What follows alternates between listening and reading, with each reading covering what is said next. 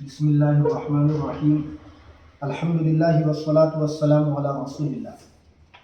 آج ہم انشاءاللہ سورۃ الانشقاق کا لفظ بلفظ ترجمہ اور اس کی مختصر سی تفسیر سمجھنے کی کوشش کریں گے، اور الحمدللہ یہ پون پارے کے اگلی صورت ہے، یعنی کل ہمارا اللہ کے فضل سے پون پارا مکمل ہو چکا ہے۔ اللہ اس کو قبول فرمائے۔ اس صورت میں اللہ تعالیٰ نے قیامت کے جو احوال ہیں، یعنی قیامت کے دن اور جب دوسری مرتبہ سور پھونک دیا جائے گا اس کے بعد میں کیا کیا احوال پیش آئیں گے، اس کا تذکرہ کیا ہے۔ اور اس کے بعد اللہ تعالیٰ نے اسی صورت میں انسان کے جو اعمال ہیں، کچھ لوگوں کو یعنی ایمان والوں کو دائیں ہاتھ میں دیے جائیں گے، کافروں کو بائیں ہاتھ میں، اس کا تذکرہ کیا۔ اور اس کے بعد میں اللہ رب العزت نے قیامت سے متعلق ہی کچھ چیزیں بیان فرمائیں۔ پڑھیں آپ لوگ میرے ساتھ تھوڑا سا۔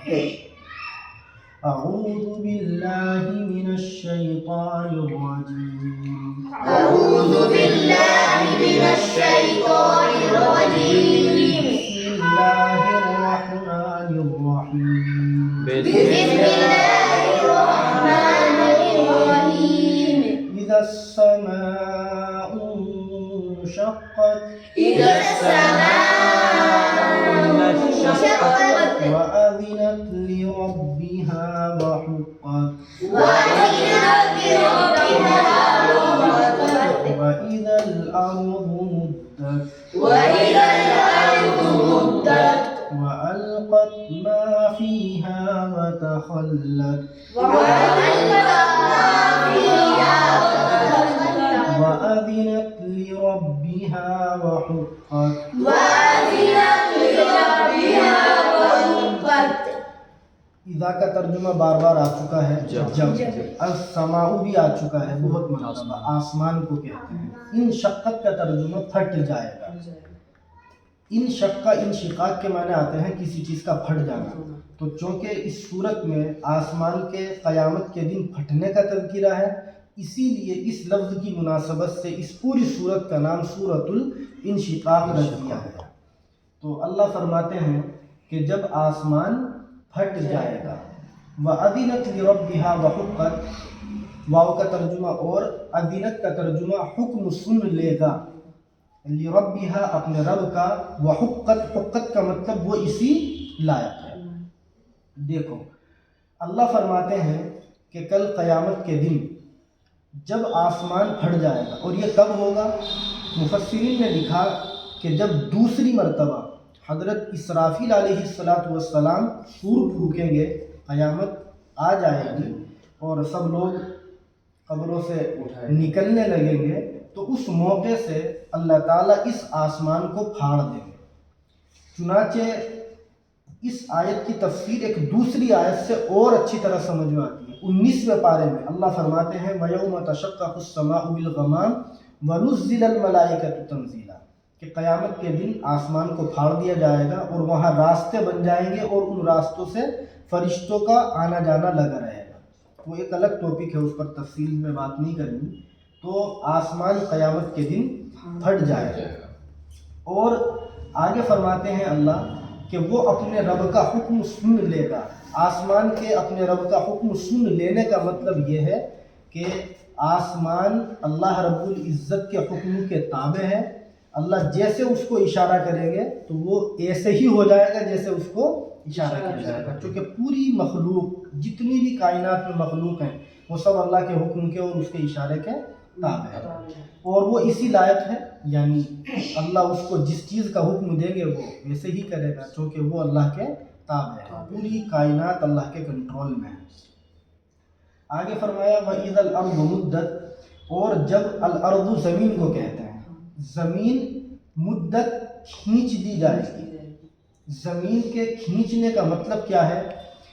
ایک روایت ہے، حضرت جابر بن عبداللہ رضی اللہ تعالی عنہ فرماتے ہیں کہ اللہ کے نبی علیہ السلام نے ارشاد فرمایا تمد الارض یوم القیامہ مد الادیم، کہ قیامت کے دن اللہ تعالیٰ زمین کو اس طریقے سے کھینچ دیں گے جس طریقے سے ہم چمڑے کو یا ربڑ کو کھینچ کر لمبا کر دیتے ہیں۔ اور آپ نے یہ ارشاد فرمایا کہ دراصل قیامت کے دن یہ جو زمین ہے پوری دنیا کی، اس کو کھینچ کر اس سے ڈبل کر دیا جائے گا، اس سے بڑا کر دیا جائے گا، اور اس کی وجہ یہ ہوگی کہ اسی زمین پر حضرت آدم علیہ السلام سے لے کر قیامت تک جتنے بھی آنے والے انسان ہیں وہ سب جمع ہوں گے، کیونکہ حساب و کتاب لیا جائے گا۔ آپ نے اسی روایت میں یہ بھی فرمایا کہ زمین کو لمبا کر دیا جائے گا کھینچ کے، اس کے باوجود ایک انسان کے حصے میں صرف اتنی زمین آئے گی جس میں اس کے صرف 2 قدم رکھے ہوئے ہوں گے۔ اندازہ کریں کہ حضرت آدم علیہ السلام سے لے کر قیامت تک آنے والی مخلوق کتنی زیادہ ہوگی، بے شمار ہوگی، ان گنت ہوگی، ہم اس کو شمار نہیں کر سکتے، اندازہ نہیں لگا سکتے۔ تو یہ مطلب ہے کہ جب زمین کو کھینچ دیا جائے، سمجھ میں آ گیا نا زمین کو کھینچنے کا مطلب۔ آگے فرمایا وَأَلْقَتْ مَا فِيهَا، القت کا مطلب ڈال دے گی، کون؟ زمین، ما فیہا جو کچھ اس میں موجود ہے، وَتَخَلَّتْ اور وہ خالی ہو جائے گی۔ چنانچہ آپ لوگوں نے سورہ زلزال میں پڑھا تھا وَأَخْرَجَتِ الْأَرْضُ أَثْقَالَهَا، کہ زمین اپنے اندر کے بوجھ کو باہر نکال دے گی۔ تو جو مطلب اس آیت کا ہے وہی اس کا ہے۔ کیا مطلب؟ زمین کے اندر جتنے بھی مردے ہیں کل قیامت کے دن وہ سب زمین باہر نکال دے گی۔ اسی طرح چونکہ لفظ ماں ہے اور ماں عموماً تمام چیزوں کو شامل ہوتا ہے، اس لیے مفسرین نے لکھا کہ مردوں کے علاوہ زمین کے اندر جتنے بھی خزانے اور جتنی بھی چیزیں دفن ہوں گی، زمین ان سب کو باہر نکال کر بالکل خالی ہو جائے گی۔ آگے فرمایا وَأَذِنَتْ، وہی بات جو آسمان کے بارے میں تھی کہ وہ حکم سن لے گی لِرَبِّهَا، اپنے رب کا، وَحُقَّتْ اور وہ اسی لائق ہے، یعنی اللہ تعالیٰ اس کو اشارہ کریں گے تو وہ اللہ کے اشارے کے مطابق کھینچ جائے گی، اور اللہ کے حکم کے مطابق، اشارے کے مطابق وہ اپنے اندر کے تمام مردوں کو اور خزانوں کو باہر نکال پھینکے گی۔ آگے فرماتے ہیں یا ایھا الانسان، اے انسان، انکا، بے شک تو، کادح، تکلیف اٹھانے والا ہے۔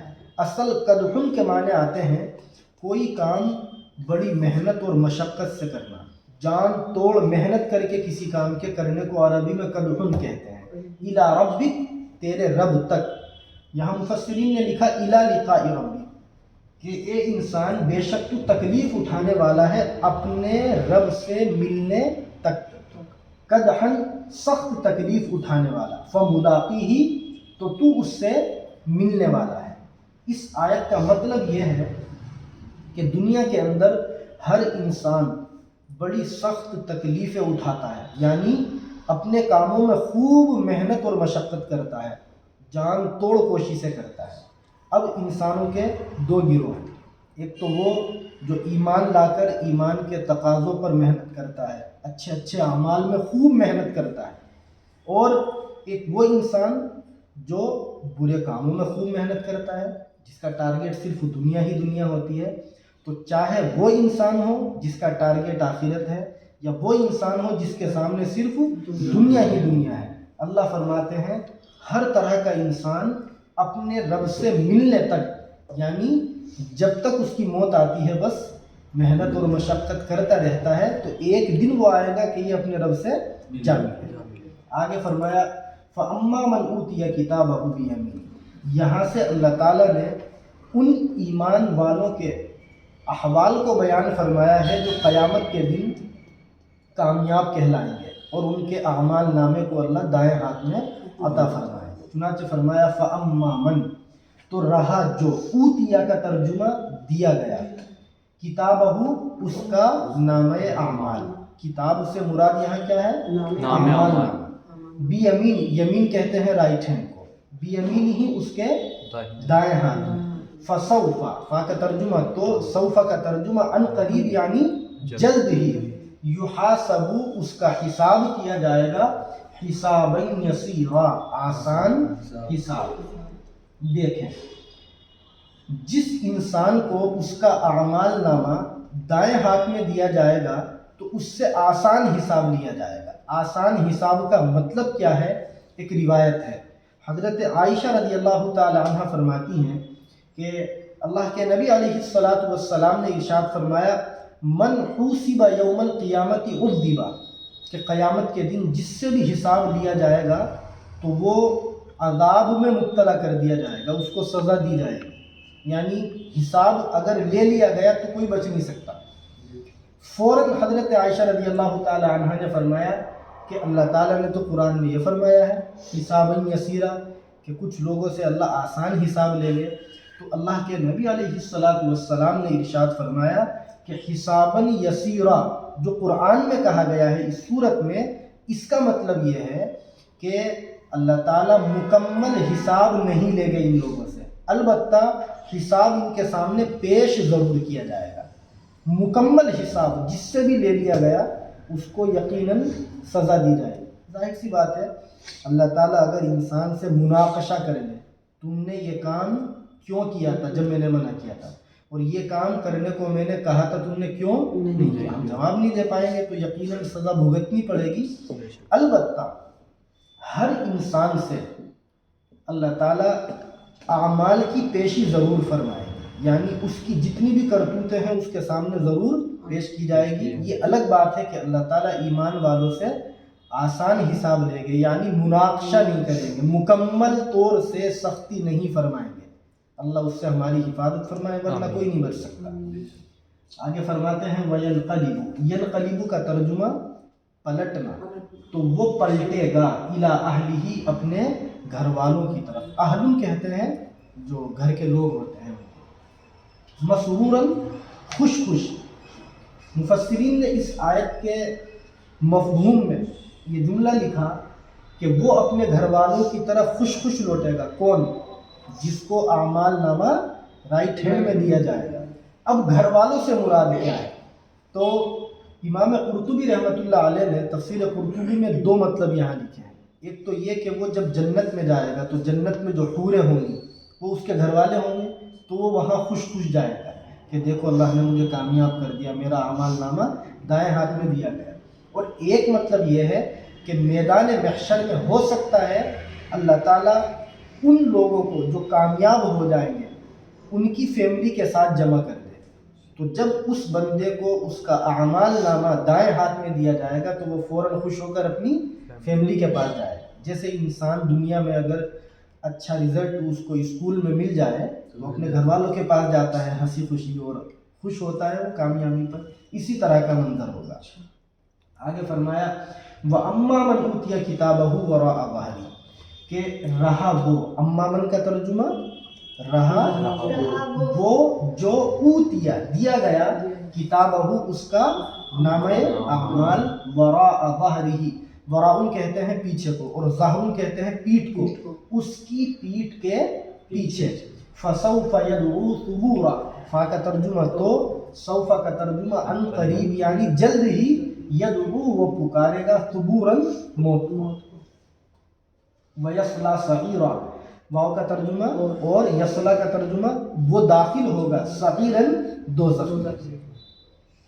دیکھو جو انسان ایسا ہوگا کہ اس کا اعمال نامہ اس کے بائیں ہاتھ میں دیا جائے گا اور وہ بھی پیٹھ کے پیچھے سے، سورہ حاقہ کے اندر 29ویں پارے میں ایک سورت ہے، اللہ تعالیٰ نے بائیں ہاتھ میں کچھ لوگوں کے اعمال کے دیے جانے کا تذکرہ کیا اور یہاں ہے پیٹھ کے پیچھے سے۔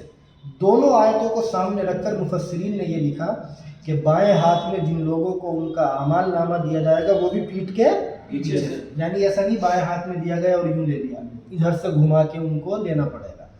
صحیح کیفیت کیا ہوگی وہ اللہ جانتے ہیں، اندازہ یہ ہے کہ شاید یہ منظر ہوگی۔ چنانچہ اللہ فرماتے ہیں چونکہ یہ اس کے ناکام ہونے کی دلیل ہوگی اس لیے وہ کہے گا کہ بس کسی طرح مجھے موت آ جائے، لیکن مرنے کے بعد جب دوبارہ زندہ کر دیے جائیں گے تو پھر موت نہیں آئے گی۔ آگے فرماتے ہیں کہ اس کو دوزخ میں داخل کیا جائے گا۔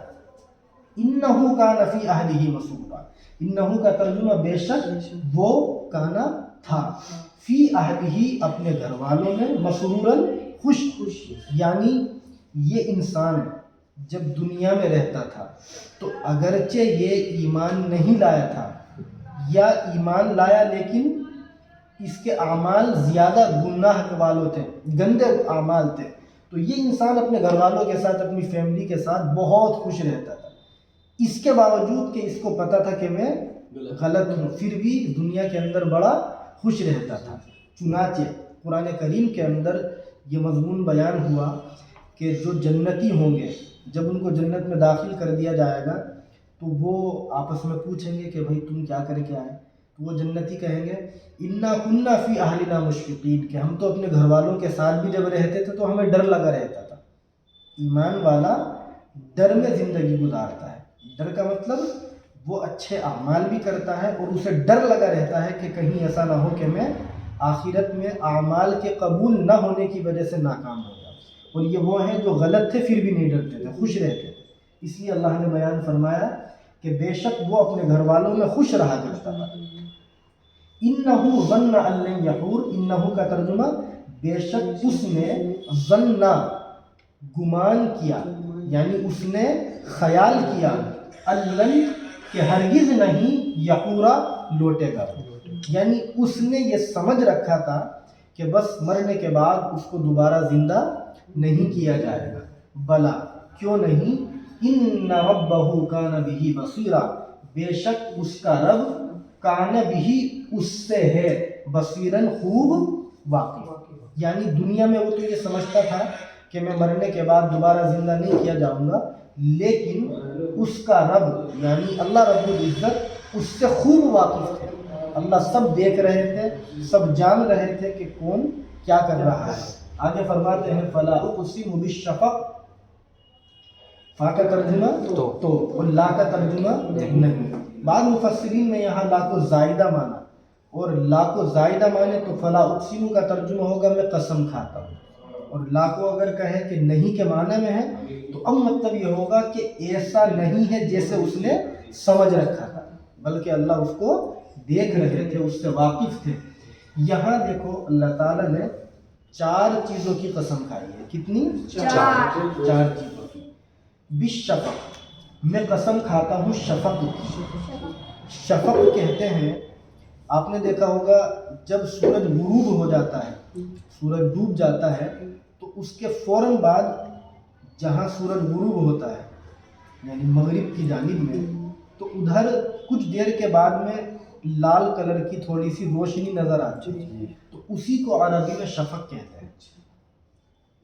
واللیل وما وسق، اللیل کہتے ہیں رات کو، قسم ہے رات کی، وما اور ان کی جن کو وسق رات نے سمیٹا۔ وسق کہتے ہیں کسی چیز کو اپنے اندر سمیٹ لینا، شامل کر لینا۔ تو چوتھی چیز والقمر اذا اتسق، اور قسم ہے چاند کی، قمر کہتے ہیں چاند، اذا کا ترجمہ جب اتسق وہ پورا ہو جائے۔ تو یہاں 4 چیزوں کی قسم کھائی اللہ نے، اور 4 چیزوں کی قسم کھا کر کے بتلا دیا لَتَرْكَبُنَّ طَبَقًا عَنْ طَبَقٍ۔ لَتَرْكَبُنَّ کا ترجمہ تم تو ضرور چڑھنا ہے، طبقاً درجے میں، عن طبق درجے سے۔ کیا مطلب؟ ابھی اس کو ہم قسم اور مقسم بھی، یعنی میں نے بتلایا تھا ایک دن آپ کو کہ اللہ تعالیٰ جن چیزوں کی قسم کھاتے ہیں اس میں، اور جن چیزوں کی قسم کھاتے ہیں ان میں، جن چیزوں کو مضبوطی سے بیان کرنے کے لیے کھاتے ہیں تو دونوں چیزوں میں کچھ نہ کچھ ربط اور تعلق ہوتا ہے۔ 4 چیزوں کی قسم کھائی، سمجھیں اس کو۔ شفق کی قسم بتلایا اللہ نے کہ جس طریقے سے سورج جب غروب ہوتا ہے تو دن ختم ہو جاتا ہے، رات شروع ہو جاتی ہے، اور رات کی قسم کھائی چونکہ جب رات آتی ہے تو دن مکمل طور سے ختم ہو جاتا ہے، اور ان چیزوں کی جن کو رات سمیٹ لے۔ آپ نے دیکھا ہوگا جیسے جیسے رات کا اندھیرا بڑھتا جاتا ہے تو رات کائنات کی تمام چیزوں کو اپنے اندر سمیٹنے لگتی ہے، یعنی اندھیرا ہو جاتا ہے، دھیرے دھیرے سب چیزیں نظر آنی بند ہو جاتی ہیں، سب اپنے اپنے گھروں میں چلے جاتے ہیں، جانور ہو یا پرندے ہو یا انسان ہو یا کوئی اور مخلوق۔ اور چوتھے چاند کی قسم، جب وہ پورا ہو جائے۔ آپ نے دیکھا ہوگا جب چاند نظر آتا ہے ایک تاریخ کو تو بہت باریک سا ہوتا ہے، بڑی مشکل میں اس کو دیکھنا پڑتا ہے، بعض مرتبہ دوربین سے نظر آتا ہے، لیکن جیسے جیسے 2 تاریخ 3 تاریخ 4 تاریخ 5 تاریخ وقت گزرتا جاتا ہے تو وہ بڑھتا جاتا ہے، اور 14ویں تاریخ کو وہ مکمل ہو جاتا ہے۔ تو تو اللہ فرماتے ہیں جیسے ان چاروں چیزوں میں ایک حالت سے دوسری حالت کی طرف تبدیلی آتی ہے، چینجنگ آتی ہے، اسی طریقے سے تم ضرور بالضرور اوپر کے درجے سے نیچے کے درجے سے اوپر کے درجے میں تم بڑھتے جاؤ گے۔ کیسے؟ آپ نے دیکھا ہوگا ایک انسان جب اس کا وجود بھی نہیں ہوتا، ماں کے پیٹ میں ہوتا ہے، تو کئی مرحلے اس پر گزرتے ہیں۔ یعنی شروع میں وہ نطفہ ہوتا ہے وائٹ پانی، اور وہاں بھی اندر ماں کے پیٹ میں کئی مرحلے ہوتے ہیں کہ اس وائٹ پانی کا خون کا لوتھڑا بنتا ہے، پھر اس کی ہڈی بنتی ہے، پھر اس ہڈی کے اوپر اللہ تعالیٰ گوشت چڑھاتے ہیں، پھر اس کے اندر جان ڈالتے ہیں، پھر معصوم سے چھوٹے بچے کی شکل میں اس کو باہر لاتے ہیں، اور جب وہ باہر آتا ہے تو دھیرے دھیرے وہ اپنی ماں کا دودھ پینا شروع کرتا ہے، اور جیسے جیسے وہ بڑا ہوتا ہے تو دھیرے دھیرے وہ خود سے کھانے لگتا ہے۔ پھر بچپنے کا جو زمانہ ہے وہ ختم ہو کر اس کی جوانی کا زمانہ، اور جوانی کا زمانہ ختم ہوتا ہے تو بڑھاپے کا زمانہ۔ تو جس طریقے سے ان چاروں چیزوں کے اندر ایک حالت سے دوسری حالت میں چینجنگ اور تبدیلی آتی ہے، اسی طریقے سے اللہ فرماتے ہیں کہ اے انسان تو بھی ضرور درجے کے اندر بڑھتا چلا جاتا ہے۔ تو فرماتے ہیں جب اللہ تعالیٰ اتنی بڑی طاقت اور قدرت والے ہیں کہ وہ ان چاروں چیزوں میں بھی اور خود اے انسان تیرے اندر بھی تبدیلیاں کرتے رہتے ہیں، تو اللہ فرماتے ہیں فما لہم لا یؤمنون، فما لہم تو کیا ہوا ان کو، لا یؤمنون کہ یہ ایمان نہیں لاتے۔ یعنی ان کو سمجھنا چاہیے کہ وہ اللہ جو اتنی بڑی طاقت اور قدرت والا ہے، یقیناً وہ ہمارا رب ہے، اور اسے ہمیں اپنا رب مان لینا چاہیے، اس پر ایمان لانا چاہیے۔ لیکن پتہ نہیں ان کو کیا ہوا کہ یہ ایمان نہیں لاتے، اللہ کو نہیں مانتے۔ آگے فرماتے ہیں وَإِذَا قُرِئَ عَلَيْهِمُ الْقُرْآنُ لَا يَسْجُدُونَ، واو کا ترجمہ اور اذا کا ترجمہ جب، قُرِئَ پڑھا جاتا ہے، علیہم ان کے ساتھ، القرآن قرآن، لا یسجدون تو یہ سجدہ نہیں کرتے۔ یہاں مفسرین نے لکھا ہے کہ یسجدون میں سجدے سے مراد وہ سجدہ نہیں ہے جو ہم نماز میں کرتے ہیں، بلکہ یہاں سجدے سے اس کے لغوی معنی مراد ہے، یعنی اطاعت کرنا، فرما برداری کرنا، اللہ کو مان لینا۔ جب ان کے سامنے قرآن پڑھا جاتا ہے تو یہ قرآن کو بھی نہیں مانتے، اور قرآن کو سننے کے بعد اللہ کو بھی نہیں مانتے، اللہ کی اطاعت نہیں کرتے۔ اب یہاں یہ سمجھیں کہ یہ وہ آیت ہے جس کے پڑھنے کے بعد بھی اور جس کے سننے کے بعد بھی پڑھنے والے پر اور سننے والے پر سجدہ تلاوت واجب ہو جاتا ہے۔ پچھلی مرتبہ جب سورہ علق کے اندر سجدے کی آیت آئی تھی تو میں نے اس کا طریقہ بھی بتلایا تھا اور اس کے کچھ ضروری مسائل بھی بتلائے تھے، آج ریپیٹ نہیں کرنا ان کو۔ بس یہ سمجھے کہ پورے قرآن میں جو 14 آیتیں ہیں جن کے پڑھنے کے بعد یا سننے کے بعد سجدہ تلاوت واجب ہو جاتا ہے، احناف کے نزدیک یہ بھی ان 14 آیتوں میں سے ایک آیت ہے۔ کچھ لوگ یہ کہتے ہیں کہ یہ آیت وہ نہیں ہے جس پر سجدہ واجب ہو، لیکن امام ابو حنیفہ رحمۃ اللہ علیہ کہتے ہیں کہ سجدہ واجب ہے، اور سجدے کے واجب ہونے کی جو دلیلیں ہیں وہ بہت ساری ہیں، جن میں سے 2 روایتیں میں آپ کے سامنے ذکر کروں تاکہ کوئی بات کرے تو بتانا آسان ہو۔ بخاری شریف میں ایک روایت ہے، حضرت ابو رافع رضی اللہ تعالیٰ عنہ فرماتے ہیں کہ میں نے ایک روز عشاء کی نماز حضرت ابو ہریرہ رضی اللہ تعالیٰ عنہ کے پیچھے پڑھی، تو انہوں نے نماز میں عشاء کی اس صورت کو پڑھا، اور جب وہ اس آیت پر پہنچے تو انہوں نے سجدہ تلاوت کیا۔ تو میں نے نماز کے بعد میں ان سے پوچھا کہ بھئی تم نے یہاں سجدہ کیوں کیا؟ تو انہوں نے کہا کہ دراصل میں نے اللہ کے نبی علیہ السلام کے پیچھے نماز پڑھی تھی، اور آپ نے اس صورت کو پڑھا، اور جب یہ آیت پڑھی تو آپ نے سجدہ کیا، اس لیے میں جب تک اللہ کے نبی علیہ السلام سے میدان محشر میں ملوں گا اس وقت تک میں اس آیت کو پڑھنے کے بعد سجدہ کرتا رہوں گا۔ تو پتہ کیا چلا کہ سجدہ کیا جائے گا اور ہمیں کرنا ہے۔ اور اسی طرح یہ تو بخاری کی روایت ہے، مسلم شریف میں ایک روایت ہے حضرت ابو ہریرہ رضی اللہ تعالیٰ عنہ، وہ فرماتے ہیں کہ اللہ کے نبی علیہ السلام کے ساتھ ہم نے اذا السماء شقت والی صورت میں بھی اور اقرأ بسم ربک الخلق والی صورت میں بھی سجدہ کیا ہے۔ تو ان دونوں کتابوں کے حوالے سے یعنی بخاری اور مسلم کے حوالے سے یہ دونوں روایتیں ہیں جن سے پتہ چلتا ہے کہ اس آیت کو پڑھ کر اور سن کر سجدہ تلاوت واجب ہو جائے گا۔ آگے بل الذین کفروا یکذبون، بل کا ترجمہ بار بار آ چکا ہے، بلکہ الذین جنہوں نے کفروا کفر کیا، یکذبون وہ جھٹلاتے ہیں، یعنی جو کفر کرتے ہیں وہ جھٹلانے میں سب چیزیں شامل ہیں۔ وہ اللہ کو بھی جھٹلاتے ہیں، وہ قرآن کو بھی جھٹلاتے ہیں، وہ مرنے کے بعد دوبارہ زندہ ہونے کو بھی جھٹلاتے ہیں، وہ میدان میں محشر میں جو حساب کتاب والا معاملہ سب کو جھٹلاتے ہیں۔ اللہ فرماتے ہیں واللہ اعلم بما یوعون، واللہ کا ترجمہ اور اللہ تعالیٰ اعلم خوب جانتے ہیں، بما یوعون جس کو وہ جمع کرتے ہیں۔ یہاں مفسرین نے دو باتیں لکھی، جو وہ اعمال دنیا کے اندر کرتے ہیں، ظاہر سی بات ہے کہ وہ سب لکھے جاتے ہیں، تو وہ جو اعمال جمع کرتے ہیں اللہ ان کو خوب جانتے ہیں۔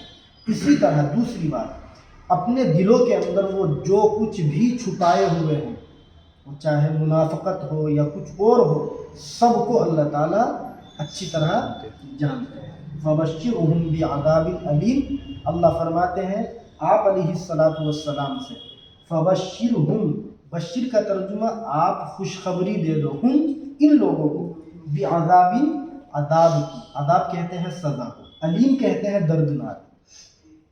خوشخبری کا مطلب آپ ایسے لوگوں کو جو کفر کرتے ہیں اور جھٹلاتے ہیں ان کو بتلا دو کہ اگر تم نہیں مانو گے تو قیامت کے دن تم کو دردناک سزا دی جائے گی۔ الا الذین آمنوا، الا کا ترجمہ مگر، الذین جو لوگ آمنوا ایمان لائے، وعملوا اور کیے انہوں نے الصالحات نیک اعمال، لہم ان کے لیے اجر، اجر ہے، اجر کہتے ہیں بدلے، غیر ممنون، غیر کے معنی علاوہ اور نہ کے معنی میں بھی آتا ہے، اور ممنون کہتے ہیں ختم نہ ہونے والا، یعنی ان کے لیے ایسا اجر ہے جو ختم ہونے والا نہیں ہے۔ مطلب بالکل واضح ہے کہ جو ایمان لاتے ہیں اور اچھے اعمال کرتے ہیں تو قیامت کے دن ان کو جنت ملے گی، وہاں کے باغات ملیں گے، اور وہ اجر ایسا ہوگا جو کبھی بھی ختم نہیں ہوگا۔ تو یہ سورہ انشقاق کا ترجمہ اور مختصر سی تفسیر ہے، اور اس سورت کا خلاصہ صرف یہی ہے کہ اس میں اللہ تعالیٰ نے قیامت کا اور قیامت کے کچھ احوال کا اور وہاں جو مرنے کے بعد حساب و کتاب ہوگا اس کا تذکرہ فرمایا ہے۔ اللہ تعالیٰ جو کچھ اس میں ہم نے پڑھا یا سنا ہے اس پر ہمیں عمل کی توفیق نصیب فرمائے، اور قرآن کریم کو اللہ تعالیٰ ہم سب کو پڑھنے کی اور اسے سمجھنے کی اور اس کے احکام پر عمل کرنے کی اور اسے اچھی نیت کے ساتھ دوسروں تک پہنچانے کی توفیق نصیب فرمائے۔ وآخر دعوانا الحمدللہ رب العالمین۔